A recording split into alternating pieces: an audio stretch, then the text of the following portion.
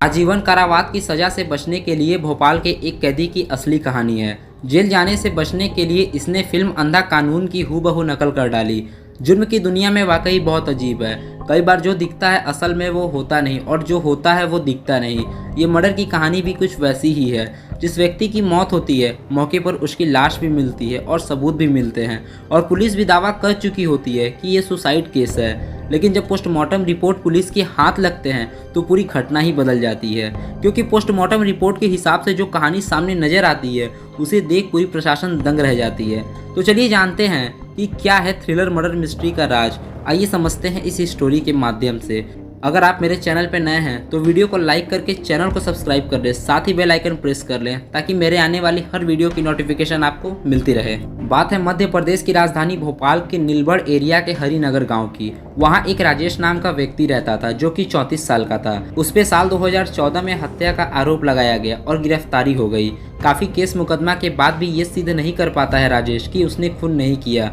Court उसे 2016 में आजीवन कारावास की सजा सुना देती है, जिसके बाद वो जेल में ही रहता है। लेकिन इस चीज़ को उसके यानी राजेश के पिता नहीं सहन कर पाते हैं, जिसके कारण सदमे से उनकी मृत्यु हो जाती है।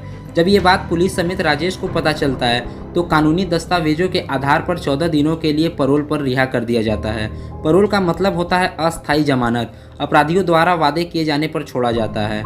15 जून को पैरोल के बेस पर राजेश बाहर आ जाता है और 29 जून को उसकी पैरोल की तारीख खत्म होने वाली होती है। दिन बीतते बीतते जैसे ही 29 जून आता है तो पुलिस और प्रशासन को राजेश का इंतजार रहता है, लेकिन वो नहीं आता है। 29 जून के सुबह ही राजेश के घर में आग लगी होती है, जिसे देख आस पड़ोस के लोग पुलिस को सूचना देते हैं और फौरन वहाँ की लोकल पुलिस फायर ब्रिगेड के साथ पहुँचती है। और आग बुझाने पर अंदर देखा गया तो एक युवक पूरी तरह जल और भुन गया था। वो और कोई नहीं राजेश ही था। लेकिन पुलिस ने तुरंत सूचना दी जहां राजेश बंद था और वहां की प्रशासन भी पहुंची और आखिरी उम्मीद के साथ राजेश को तुरंत अस्पताल लेकर गई, लेकिन वहां के डॉक्टरों ने मृत घोषित कर दिया। इसके बाद उसके बॉडी को पोस्टमार्टम के लिए भेज दिया गया और घर की थोड़ी बहुत छानबीन होने लगी तो वहाँ एक लेटर मिला पुलिस को, जो कि वो सुसाइड लेटर था।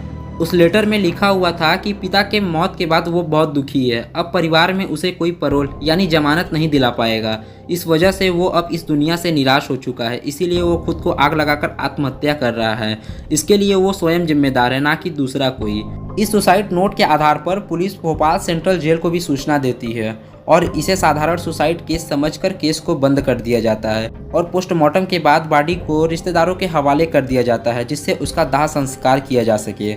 लेकिन इस केस में 24 घंटे बाद एक नया मोड़ आता है, क्योंकि पोस्टमार्टम रिपोर्ट अभी नहीं आया होता है। लेकिन जब पोस्टमार्टम रिपोर्ट आ जाता है तो उस समय भोपाल पुलिस के नए एसएसपी अखिल पटेल की पोस्टिंग होती है और उनके अंडर में पूरा नीलबड़ का एरिया रहता है। जब अखिल पटेल ने पोस्टमार्टम रिपोर्ट देखा तो वो भी चौंक गए, क्योंकि रिपोर्ट ही कुछ वैसा बन के आया था। रिपोर्ट में लिखा था राजेश परमाल की मौत गला दबने से हुआ है, यानी मौत की वजह आग या धुएं की वजह से दम घुटने पर नहीं बल्कि गला दबने की वजह से हुआ है। एक बार फिर से पुलिस इस केस की गुंथी को सुलझाने में लग गई और मौके पर लिए गए सारे फोटो मंगवाए और फोटो को पुलिस ने फिर से बारीकी से देखा तो उसमें एक फोटो ऐसा था जिसमें दिख रहा था कि मरने वाले शख्स के दोनों पैर आपस में जुड़े हुए यानी चिपके हुए थे, जबकि जलने के बाद लोग इतना तड़पते हैं कि शरीर का अंग अंग बिखर जाता है। लेकिन इस केस में ऐसा नहीं था। दूसरी तस्वीर देखी जाती है तो उसमें दिखता है कि उस शख्स का चेहरा और सीने वाला हिस्सा जला रहता है, लेकिन हाथ और पैर ये ज़्यादा नहीं जले थे, लेकिन बहुत ही अजीब तरह से मुड़े हुए थे।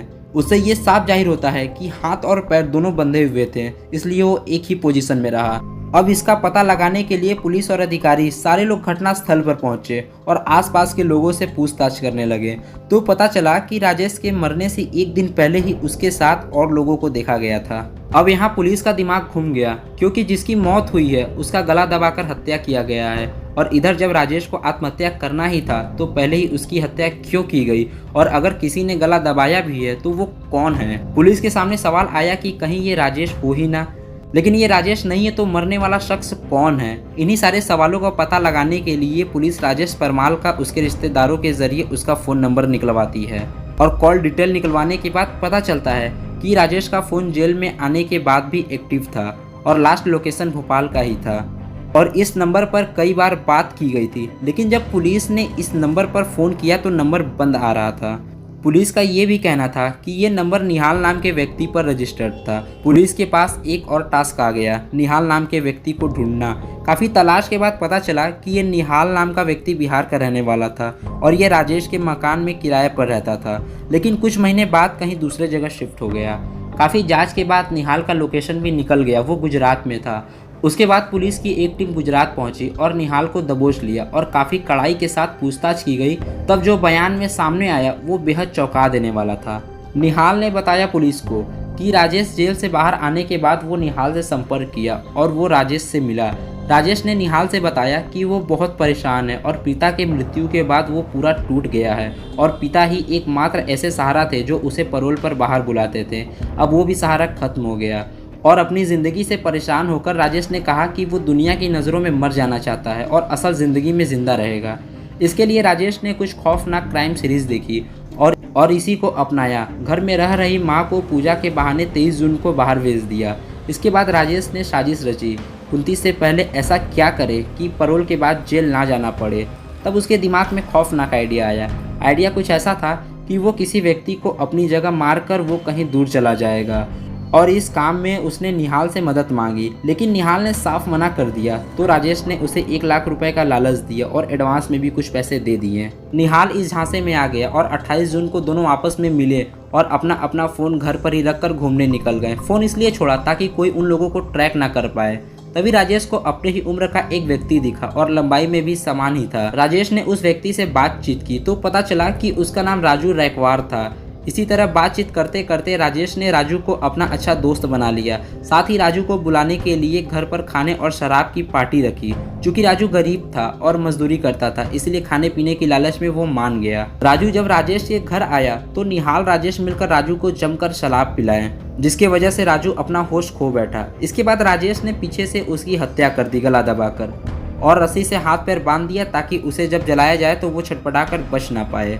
इसके बाद राजू को फर्श पर लेटा दिया और खुद के नाम पर एक सुसाइड नोट लिखा और घर से कुछ ही दूरी पर रख दिया ताकि वो पुलिस को सही सलामत मिल जाए। इसके बाद घर में रखी सारी किताबों को राजू के ऊपर रख दिया और राजू के बाइक का पेट्रोल निकालकर हर जगह छिड़काव कर दिया ताकि वो पूरी तरह से जल जाए। किसी को शक ना हो इसीलिए घर का दरवाजा भी अंदर से बंद कर दिया और छत के रास्ते बाहर निकल गया और माचिस जलाकर तीली खिड़की के रास्ते घर में फेंक दिया और कुछ ही देर में आग की लपटें पूरी तरह बढ़ गई। साजिश की तहत राजेश के पास निहाल का सिम था और राजेश साउथ इंडिया में चला गया, निहाल गुजरात आ गया। इसमें हिडन मिस्ट्री ये था कि राजू रैकवार की पत्नी 28 जून को ही लोकल पुलिस में शिकायत दर्ज कराई थी राजू के गुमशुदगी की। वो कहते हैं ना कि चोर कितना भी शातिर क्यों ना हो, कोई ना कोई सुराग छोड़ ही देता है। इसी तरह राजेश और निहाल ने भी किया। जब पुलिस राजेश के घर की तलाशी ले रही थी तब वहाँ एक चप्पल मिला जो कि राजू की पत्नी ने दावा किया कि वो राजू का है। इतना जानते ही पुलिस और तेजी से जांच के लिए जुट गई।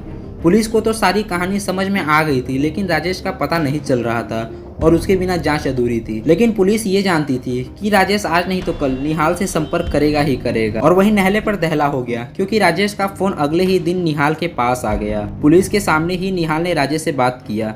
राजेश ने वहाँ के हालातों के बारे में पूछा और बोला कि कोई गड़बड़ी तो नहीं है। तो निहाल ने जवाब दिया, कहा कि कोई गड़बड़ी नहीं हुई है, पुलिस को अभी तक कुछ नहीं पता चला है। इसके बाद राजेश ने कहा कि उसे चेन्नई में कुछ मदद चाहिए, अगर कोई दोस्त हो तो बताए। निहाल ने कहा कि मैं पता करके जल्द ही बताऊंगा। इसके बाद फ़ोन कट कर दिया। अब पुलिस ने राजेश को पकड़ने के लिए उसी की तरह फिल्मी स्टाइल को अपनाया और अपने कुछ आदमियों को चेन्नई भेज दिया और उन्हें वहां का लोकल बनाकर राजेश से मिलने के लिए बोला। निहाल ने राजेश को फोन करके दोनों पुलिस वालों का नंबर दिया जो लोकल बनकर चेन्नई गए थे और निहाल ने कहा कि वो उसके दोस्त हैं। राजेश ने उसी नंबर पर फोन लगाकर दोनों बहरूपिये दोस्तों से बात किया और मिलने गया। इधर ये दोनों पुलिस वाले चेन्नई की लोकल वेशभूषा में लुंगी और माथे पर तिलक लगाए हुए मिलने गए और वहीं राजेश को दबोच लिया और टॉर्चर करने के बाद राजेश ने अपने सारे गुनाहों को कबूला। एक एक करके उसने बताया गुनाह अपना कि कैसे और क्यों किया। तो दोस्तों, इस ब्लाइंड केस को 8 जुलाई 2019 में मीडिया के सामने बताया गया। इस केस के बारे में एसएसपी ने कहा कि ये कानून की आंखों में धूल झोंकने वाला केस था। अगर इसे बारीकी से नहीं देखा जाता तो सच सामने नहीं आता। इसी तरह राजेश और निहाल को फिर से सलाखों के पीछे भेज दिया गया। तो उम्मीद करते हैं कि आपको इस कहानी से कुछ समझ में आया होगा। अपना ओपिनियन शेयर करें। मिलते हैं किसी और नए क्राइम वीडियो में।